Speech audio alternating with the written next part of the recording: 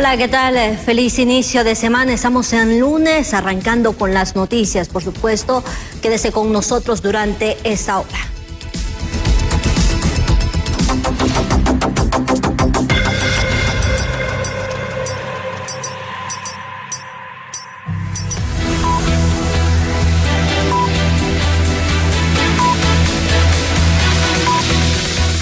Y así damos inicio, y no con noticias buenas. Lamentablemente hay una que ha sacudido no solamente a Francisco Morazán, sino también a todo el país. La muerte de un menor de apenas 7 años que fue encontrado, su cuerpo sin vida, eso en una bodega de bolsas plásticas.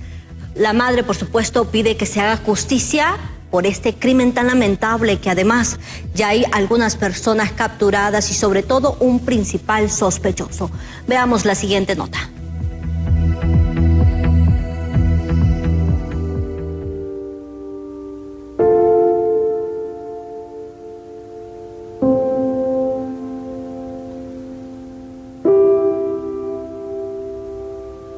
Un gran dolor en su madre ha dejado la terrible muerte del niño de apenas 7 años, Arnold Nectalí Gómez.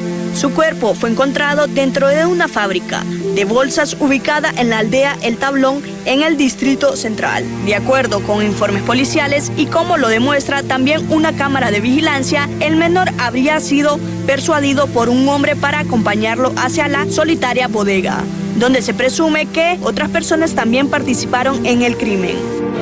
No sé, que por una malteada lo engañaron y se lo trajeron aquí y lo metieron ahí, y las cámaras hablan. Familiares, vecinos y amigos velaron y dieron el último adiós al pequeño, mientras las autoridades continúan con las investigaciones del crimen que ha conmocionado a la comunidad y a todo el país. Este domingo la policía capturó a 3 hombres presuntamente involucrados en la muerte y posible abuso del niño. Los sospechosos fueron detenidos tras una denuncia verbal de la madre.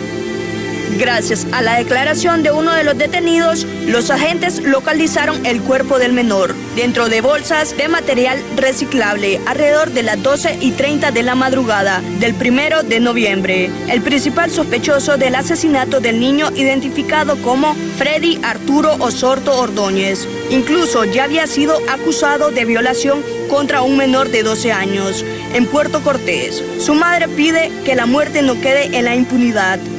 Según el artículo 249 del Código Penal hondureño, el delito de violación tiene una pena de 6 a 9 años de prisión, pena que aumenta significativamente cuando la víctima es menor de 14 años.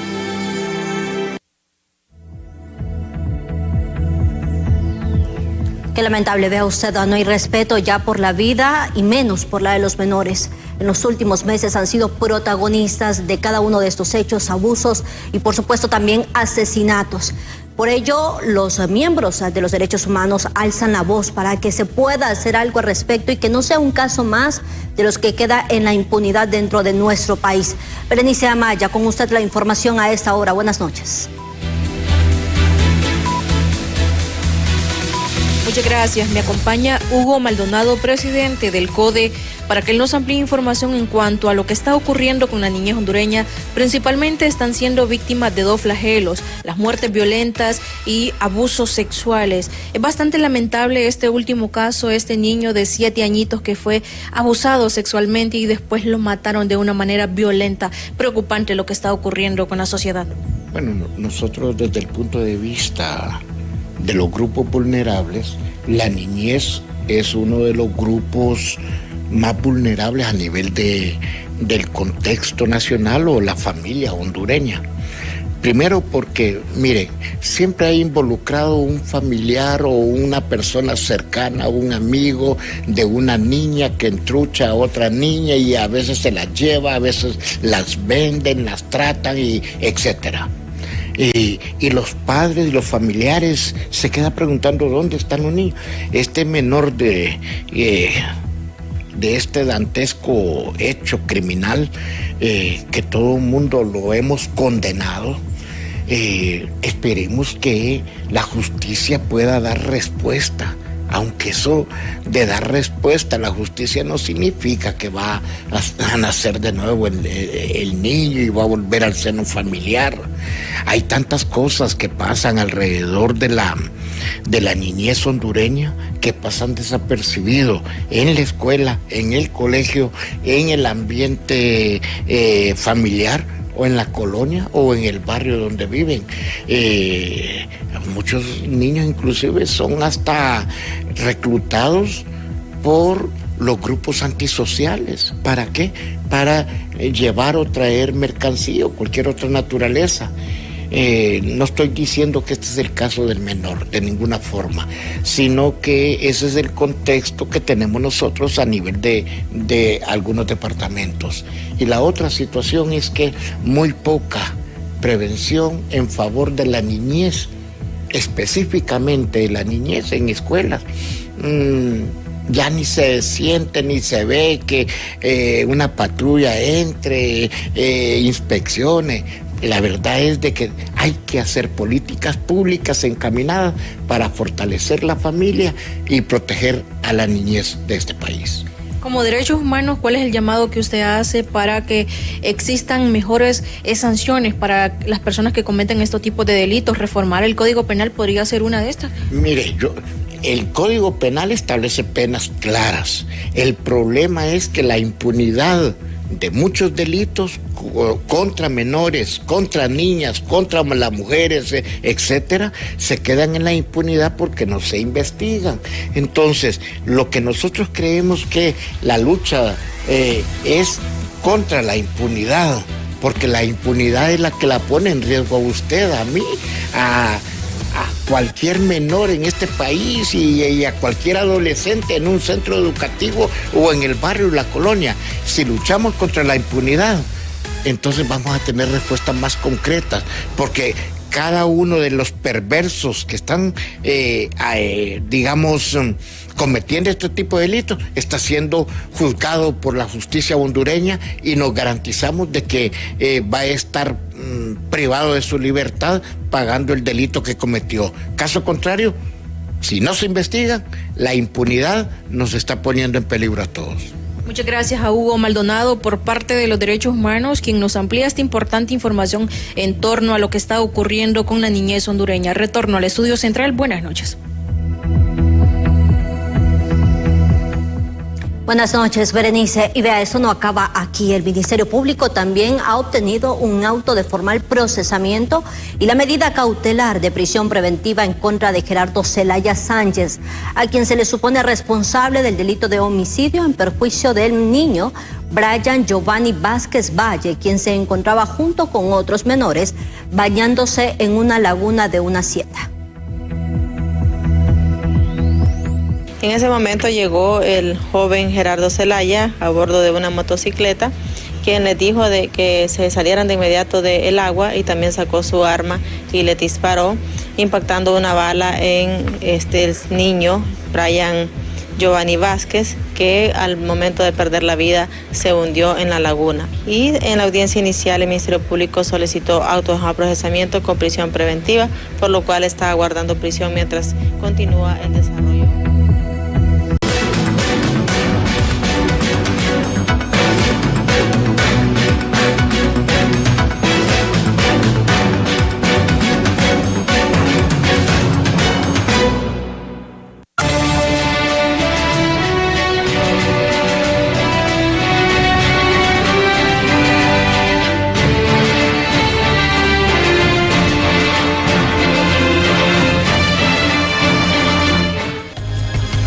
Continuamos con más noticias y le damos a conocer, a propósito, el comunicado emitido por la consejera presidenta del Consejo Nacional Electoral, Ana Paola Hall, donde le solicita al jefe de las Fuerzas Armadas no entrometerse y abstenerse de solicitar la información del proceso electoral. Pese a que, como ella reitera, el CNE está a la orden también de esta institución. Sin embargo, debe también mantener, por supuesto, lo que le corresponde, y en ese sentido debemos nosotros entender es el Consejo Nacional Electoral, el ente, el órgano que está destinado para llevar cada uno de este proceso. Y justamente él mismo dice en su escrito, considerando que en el artículo 272, en el capítulo 10 de la Constitución de la República, titulado de la Defensa Nacional, se establece que las Fuerzas Armadas de Honduras son una institución nacional de carácter permanente, esencialmente profesional, apolítico, obediente y no deliberante. Se instruyen para defender la integridad territorial y la soberanía de la República, mantener la paz, el imperio de la Constitución, los principios del libre sufragio y la alternabilidad en el ejercicio del transporte y vigilancia también de los materiales electorales y demás aspectos de la seguridad del proceso. El presidente de la República pondrá a las Fuerzas Armadas a disposición del Consejo Nacional Electoral desde un mes antes de las elecciones hasta la declaratoria de las mismas. Además que durante ese periodo las Fuerzas Armadas son puestas a disposición del presidente o presidenta de la República, lo que implica una subordinación funcional temporal del órgano electoral en lo que respecta a temas de seguridad y logística electoral, es decir, que las Fuerzas Armadas en lo relativo al proceso electoral obedecen únicamente las instrucciones del CNE, de tal modo que la presidencia de la República conserve el mando político-militar general, pero no puede inferir en decisiones técnicas o logísticas electorales. Además que la puesta a disposición no implica una facultad discrecional, sino una disposición superior, obligatoria de carácter constitucional para actuar bajo la autoridad funcional del CNE en todo relativo al proceso electoral.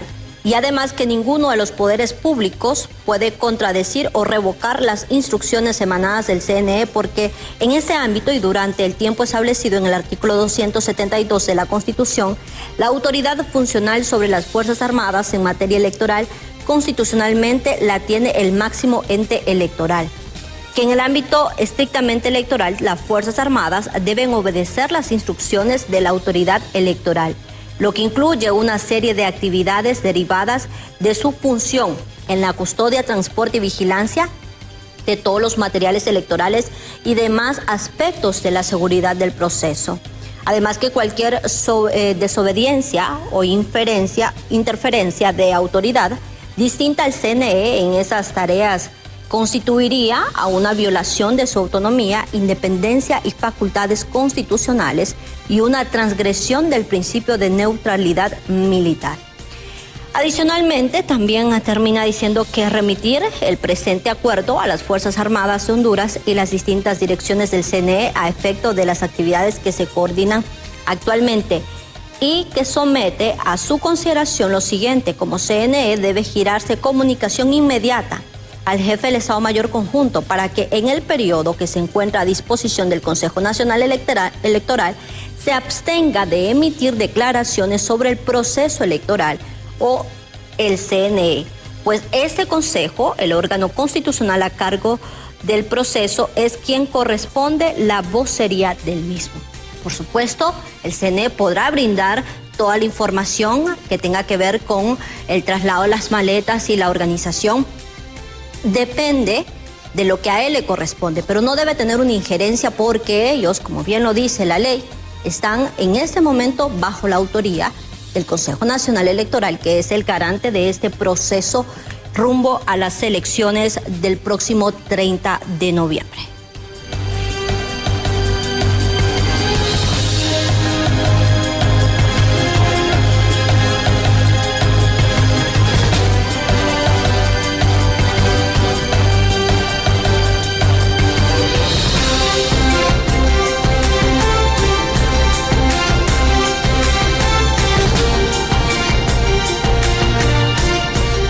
Y siempre en temas electorales, el consejero Marlon Ochoa también ha presentado un informe confirmando que los audios de Cosette López son auténticos tras que detectives en Colombia realizaran un análisis técnico de los 27 archivos, donde concluyen que no hay indicios de que hayan sido manipulados, generando así o generados con una inteligencia artificial, mientras la oposición, por supuesto, está rechazando cada una de estas afirmaciones. Los ataques entre los consejeros del CNE continúan siendo más fuertes. Según Marlon Ochoa, los audios de Cosette López fueron enviados a Colombia para un peritaje, el cual comprobó que las voces presentan variaciones naturales propias del habla humana, pausas, cambios de tono e intensidad, y la estructura del sonido es compatible con una grabación real. Conocimiento que la pericia que determinará o que determinó la autenticidad de estos audios es la ejecutada por el Ministerio Público. Esto es una pericia independiente, ejecutada por un perito internacional y que a través de la utilización de distintos programas como Audacity, Phonexia Voice Inspector y otro software desarrollado por la propia empresa, ha logrado determinar que los 26 audios que han sido entregados al Ministerio Público, 24 en una primera ocasión y 2 en una siguiente ocasión, son audios auténticos y no se ha encontrado ningún indicio de que haya una alteración de inteligencia artificial. Mientras tanto, el representante legal de Cosette López, Dagoberto Aspra, interpuso en la Corte Suprema de Justicia una querella contra el consejero Marlon Ochoa por delito de calumnia tras los constantes ataques contra la consejera López. El día de hoy me personé temprano al Ministerio Público, presenté una solicitud para que se haga un peritaje sobre el dispositivo de almacenamiento de datos USB que entregó el señor Marlon Ochoa, que se encuentra en poder del Ministerio Público, para que se realice una pericia de integridad y autenticidad de los audios que contienen dicho dispositivo. He nominado perito para que sea juramentado con control jurisdiccional ante un juez natural por tratarse de una alta funcionaria con las prerrogativas del Código Procesal Penal. Este señor Marlon Ochoa se va a tener que enfrentar a una denuncia que presenté en la mañana en el Ministerio Público, en la Fiscalía de la Mujer, por violencia contra la mujer por diferentes ataques y insultos y amenazas y vejámenes que ha sufrido la consejera Cosette López. Asimismo, ahorita en la mañana me presenté a la Secretaría de la Corte Suprema de Justicia a presentar querella contra el señor Marlon Ochoa por 3 delitos de calumnia. Los dirigentes del Partido Nacional no se han quedado callados y defienden a la consejera ante todos los ataques recibidos por parte del oficialismo y reprochan aún más las acciones del consejero Ochoa y respaldan a la consejera Cosette López. Creo que es cierto que los mandó a Petro y se los mandó también a Nicolás Maduro. No hay duda que le van a decir que son auténticos, ¿verdad? Es una sinvergüenzada, es la pantomima, es parte del Plan Venezuela. Tienen todo preparado para que las cosas, tratar de hacerlas aparecer como ellos quieran. Pero nosotros también hemos buscado ya gente certificada internacionalmente que no son políticos. Y la sorpresa es que todo es una falsedad absoluta, absoluta. Pese a las dudas sobre la transparencia en el Ministerio Público, sectores aseguran que es a esta institución a quien le corresponde llevar a cabo el proceso de investigación y determinar si existen delitos por supuestos audios de la consejera Cosette López. En cámara de Ángel Maradiaga les informó Berenice Amaya. Mientras tanto, el jefe de la bancada del Partido Nacional, Tomás Zambrano, ha lanzado también un reto público al consejero Marlon Ochoa para que ambos viajen a Estados Unidos y sometan a verificación la autenticidad de estos audios que circulan en redes sociales y en los que supuestamente también se le involucra.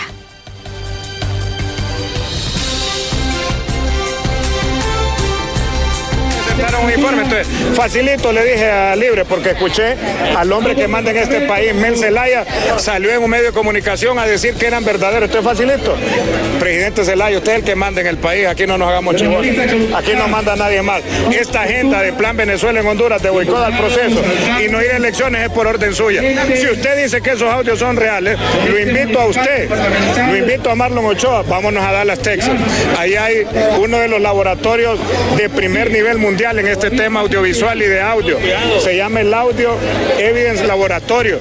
Si no quieren que pagar el vuelo aquí a través de los medios, hacemos una colecta pública para pagar el vuelo, la estadía. Y ahí vamos a comprobar quién miente, porque ahí...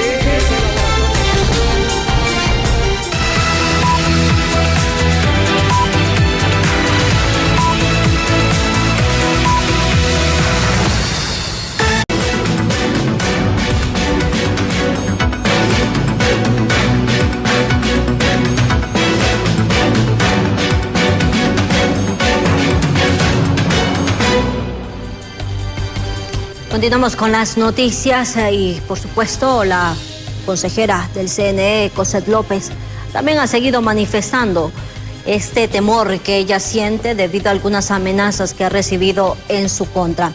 Y a través de su cuenta en X ha dicho: esto ya no se trata de narrativas de adversidades, me han convertido en objeto de ataques absolutamente desproporcionados, violatorios de derechos humanos, difamatorios y de toda índole. Esto ya no es un tema de marchas, de conferencias de prensa, es una fuente real de peligro para mi vida, y como principal motor y autor, Marlon David Ochoa Martínez.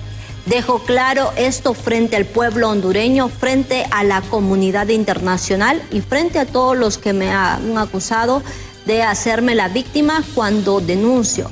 Después de todo lo que me hacen, Marlon Ochoa no sabe detenerse y va delinquiendo impunemente contra mí, y a vista y paciencia de un gobierno y órganos de justicia que lo acuerpan y avalan en esta flagrante violación de derechos humanos.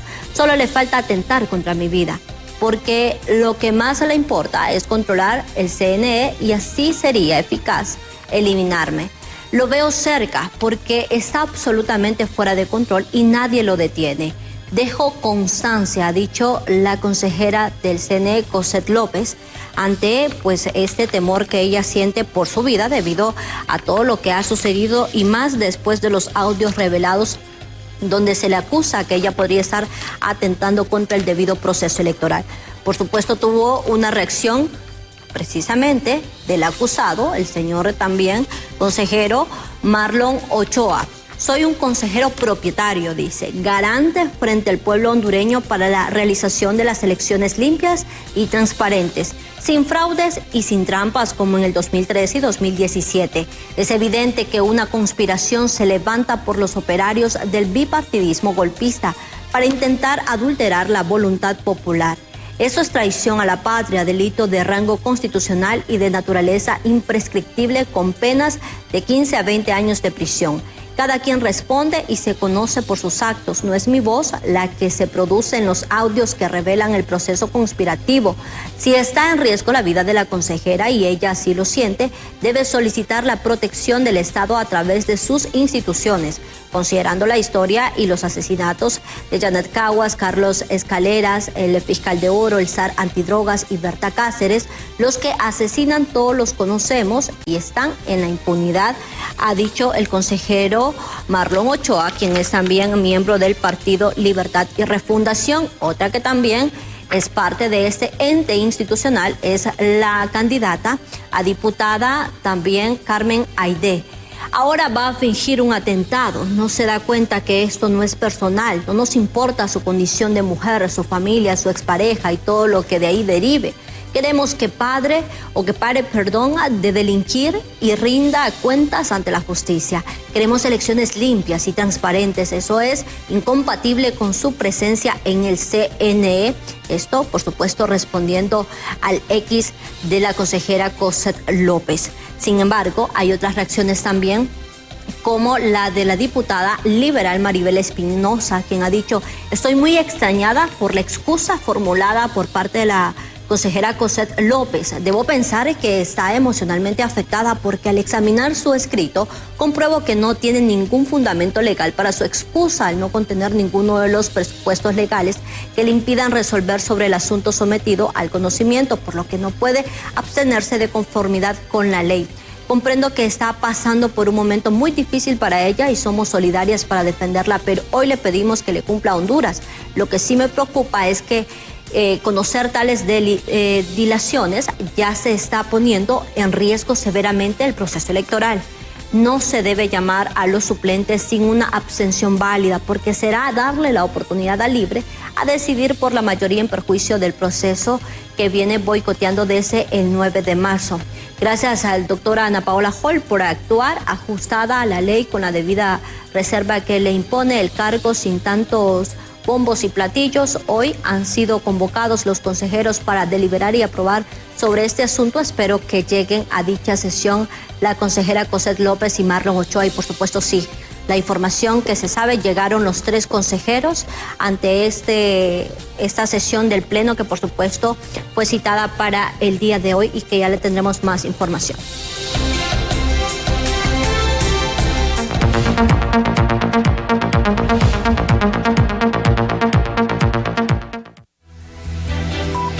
Pero vamos a darle una pausa a las noticias políticas y ahora nos vamos al tema económico. En San Pedro Sula se desarrolla un proceso penal contra cientos de personas por usurpación de tierras. Estos ciudadanos fundaron una colonia en la capital industrial en un terreno que está siendo reclamado por los supuestos dueños. La situación va más allá de un problema de invasiones, según los defensores de los derechos humanos, pues por medio también queda el derecho a la vivienda.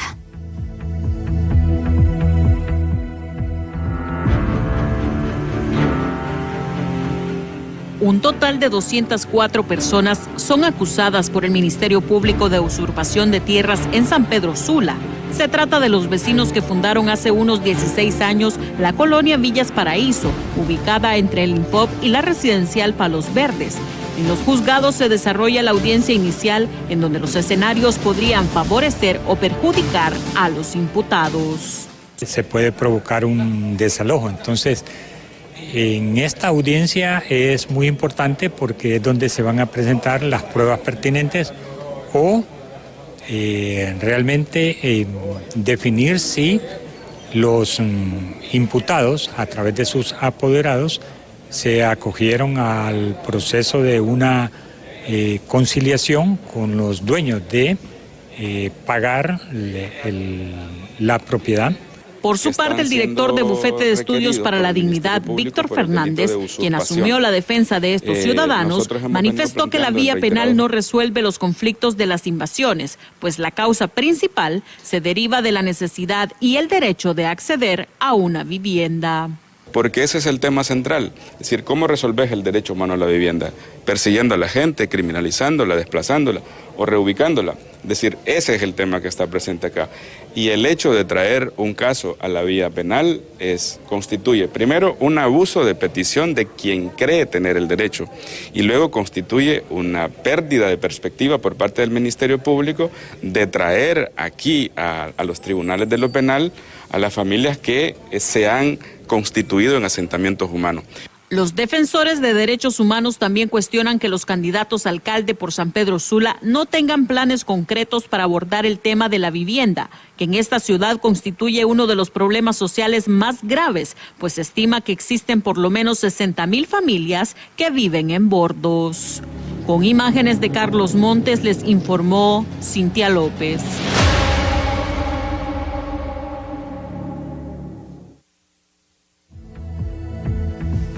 Y por otro lado, desde Brasil, nuestro periodista y también enviado especial, César Euseda, nos detalla cuál será la agenda de la presidenta Xiomara Castro, quien se va a reunir con su homólogo Luis Ignacio Lula da Silva. También tendrá una participación en la carta de intención para la compra de carbono mediante bonos en el marco de la cumbre contra el cambio climático COP30. César, adelante con usted.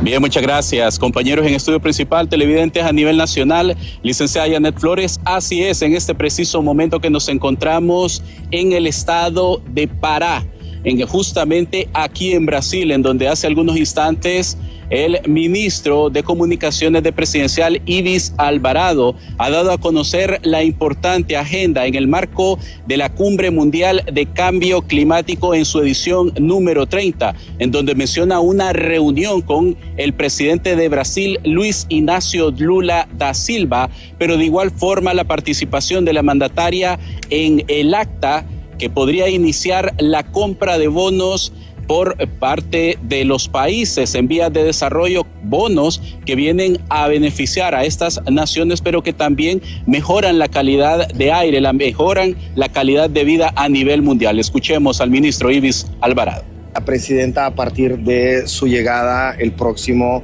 5 de este mes.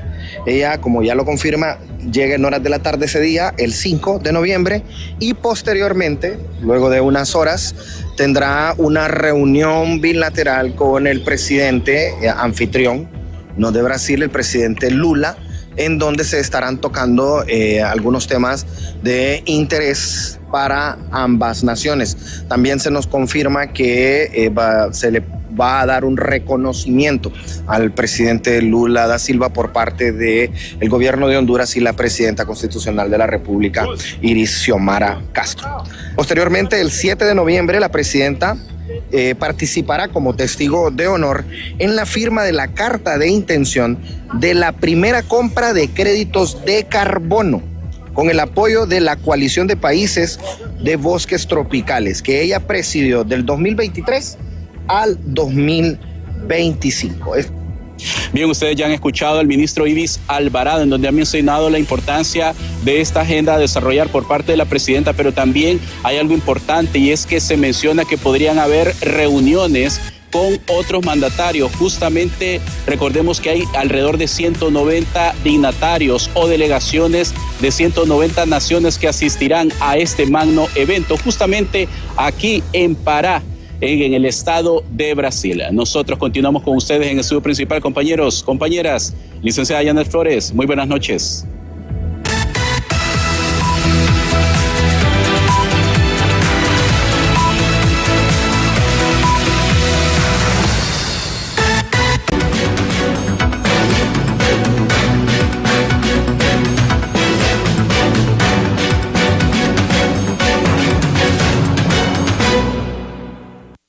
Cocinemos. Atrévete a cocinar con alegría. Atrévete a cocinar con Isima. Cocinemos un platillo que sorprenda. Cocinemos algo nuevo. Cocinemos juntos con Isima. Sorprenda. Crea, descubre y sorprende con Isima. Seguimos con las noticias. Dos de las principales fuerzas políticas del país han anunciado movilización para ese fin de semana en medio de un clima de creciente tensión previo a las elecciones generales.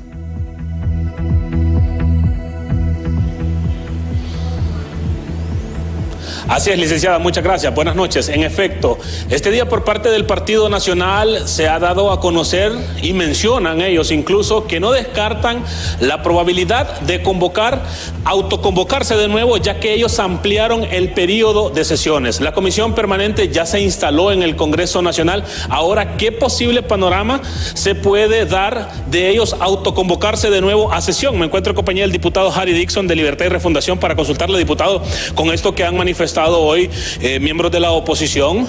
Mencionan que no descartan la posibilidad de autoconvocarse a sesión porque ellos ampliaron el periodo. Buenas noches, diputado.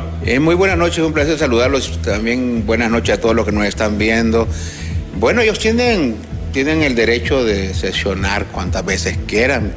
En la calle es libre, ahí pueden, en el Parque La Merced, abajo del Congreso. Pero ¿quién les va a sancionar y publicar esas resoluciones? Las autoconvocatorias en Honduras son espectáculos públicos, son espectáculos políticos para seguir generando crisis y más crisis. El problema es que estamos ¿a cuántos días estamos de las elecciones? A 28, 27 días de las elecciones.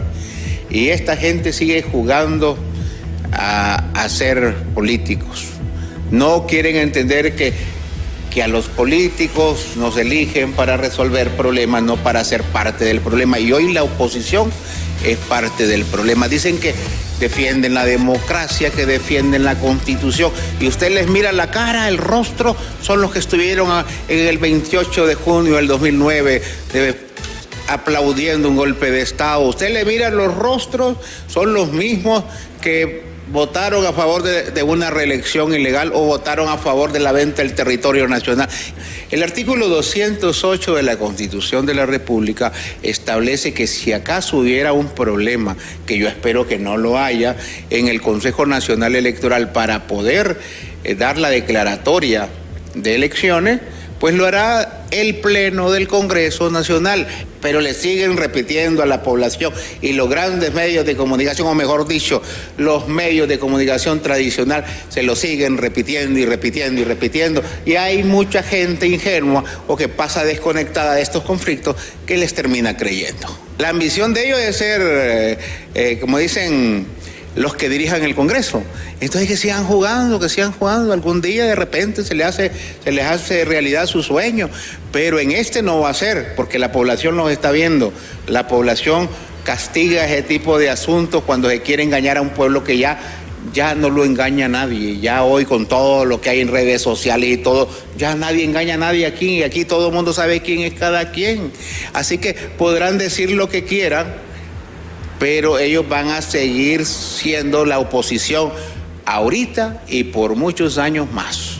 Perfecto, muchas gracias. El diputado de Libertad y Refundación, Harry Dixon, su opinión precisamente en cuanto a este tema que ellos han manifestado, él ya lo ha mencionado el diputado, ellos pueden autoconvocarse cuantas veces quieran, el detalle va a ser en qué quedará las resoluciones o aprobaciones que hagan en estas autoconvocatorias. Mi reporte hasta ahora, licenciada, con usted. Muchas gracias, José Luis, por esa información. Y vea también en los temas electorales, el Pleno del Consejo Nacional Electoral, como bien ya lo decía, había sido convocado para ese día, ha terminado, ha habido una suspensión de la misma, puesto que ya se ha confirmado el retiro de una de las empresas que estaría ya teniendo esta licitación para el traslado de las maletas electorales. Y a propósito se ha emitido este comunicado en los últimos minutos, y esto es a cargo de la Unión Latin Cargo, que por supuesto ellos están informando ya que se han retirado de este proceso donde era para la licitación del transporte de las maletas electorales para este próximo 30 de noviembre, y donde ellos aseguran que su retiro de la oferta es debido a la falta de la respuesta y también la incertidumbre generada. Según la empresa, de acuerdo con el cronograma electoral oficial del Consejo Nacional Electoral, la fecha de adjudicación de este proceso debió haberse realizado el 10 de octubre del presente año, por lo que en fecha 1 de noviembre debieron haber ingresado los furgones estacionarios al plantel del Infop. Sin embargo, ante los retrasos, argumentan verse obligados a tomar la decisión de retirarse de este proceso, ya que los plazos establecidos no se están cumpliendo. Esto es lo que ha dicho precisamente esta empresa Unión Latin Cargo, que se retira de este proceso de licitación del trasladado de las maletas electorales. Los 3 consejeros estuvieron presentes en esta sesión del Pleno del CNE.